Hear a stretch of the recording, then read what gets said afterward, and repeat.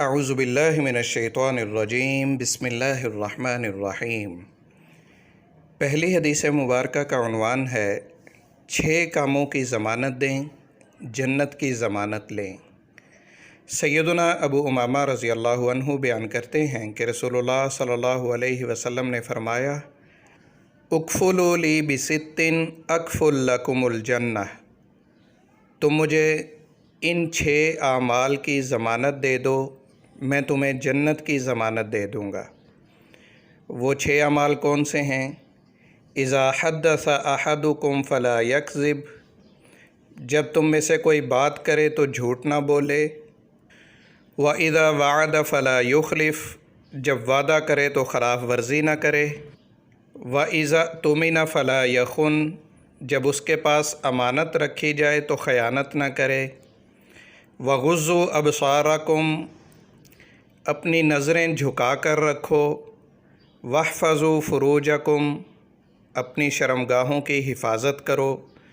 وکفوا ایدیکم، اپنے ہاتھوں کو روک کر رکھو، یعنی ان سے لوگوں کو تکلیف نہ دو۔ المعجم الکبیر للطبرانی 8018، سلسلۃ الاحادیث الصحیحہ 1525۔ دوسری حدیث مبارکہ کا عنوان ہے سلامتی سے جنت میں داخل ہو جائیں۔ سیدنا عبداللہ بن سلام رضی اللہ عنہ بیان کرتے ہیں کہ رسول اللہ صلی اللہ علیہ وسلم نے فرمایا، یا ایھا الناس افشوا السلام، اے لوگو سلام کو پھیلاؤ، یعنی زیادہ سے زیادہ ایک دوسرے کو سلام کیا کرو۔ واطعموا الطعام، بھوکوں اور ضرورت مندوں کو کھانا کھلاؤ۔ وصلوا الارحام، رشتہ داروں سے تعلق جوڑ کر رکھو۔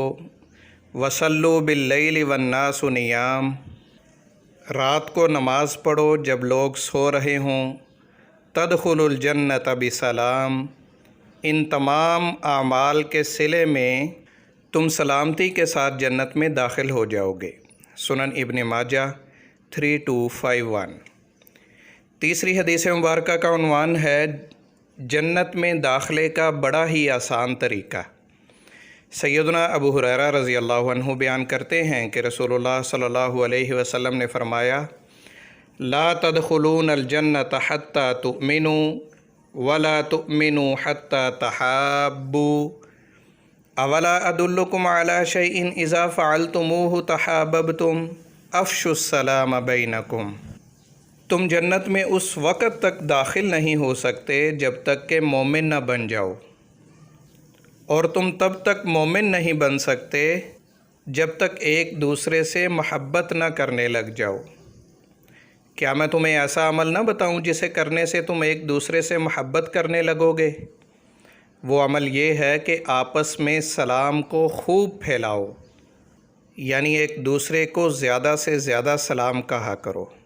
صحیح مسلم 54۔ چوتھی حدیث مبارکہ کا عنوان ہے 10، 20 اور 30 نیکیاں کمائیں۔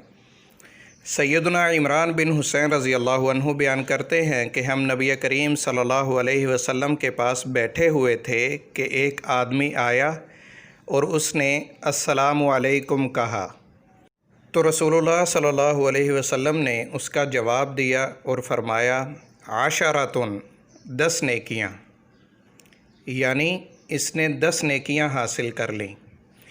پھر دوسرا آدمی آیا اور اس نے کہا، السلام علیکم ورحمۃ اللہ، تو آپ صلی اللہ علیہ وسلم نے فرمایا، 20، 20 نیکیاں۔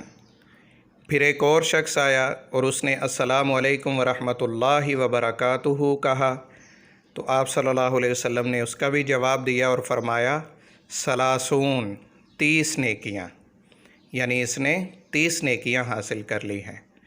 سنن ابی داود 5195۔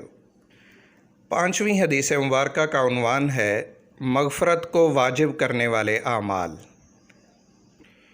رسول اللہ صلی اللہ علیہ وسلم نے فرمایا، ان من موجبات المغفرۃ بذل السلام وحسن الکلام، یقیناً مغفرت کو واجب کرنے والے اعمال میں سے یہ 2 اعمال بھی ہیں، پہلا سلام کو عام کرنا اور دوسرا اچھی گفتگو کرنا، یعنی ادب، تمیز اور سلیقے سے بات کرنا۔